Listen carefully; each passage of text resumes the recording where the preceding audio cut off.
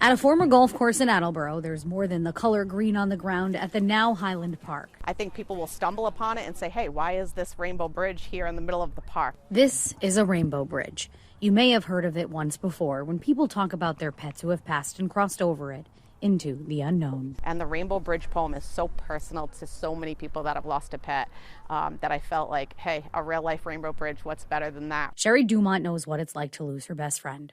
Her dog Bentley passed away at the age of 13. I knew that was going to be really tough, but I did not expect to grieve as hard as I actually did. What was equally as awful was not having any closure. You kind of pick their ashes up from the vet, and that's kind of where it ends. Which is why from August through April, she spent countless hours preparing a plan and creating this rainbow bridge as a place where people can come to mourn and memorialize their pets. People can find it nice and relaxing and just have a little moment. Saturday marked its official opening. 1, 2, 3. With approval from the city and help from the Parks and Recreation Department, a bench for Bentley stands strong, as do the wooden pillars, which are a place for collars to be put on for a final time.